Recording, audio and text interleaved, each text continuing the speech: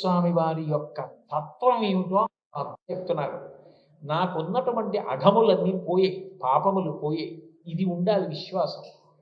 భక్తి అన్నది విశ్వాసం. నేను ఆయన దర్శనం చేశాను. చెయ్యగానే నాకున్నటువంటి సమస్త పాపరాశి ధ్వంసం అయిపోయింది. ఎందుకని?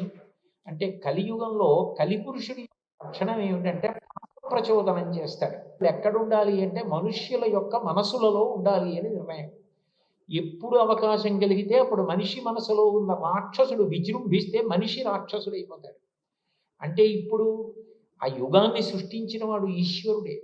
దాని వలన జనులు పాపములు చేసి పాపములకు ఫలితములుగా రోగములను అనుభవించాలి. కరిగొండ వెంగమాంబ గారు వెంకటాచల మహాత్యం అని కావ్యం చేసి అందులో వెంకటేశ్వరుడు ఊయల ఊగుతుండగా ఈ తత్వాన్ని చెప్పారు.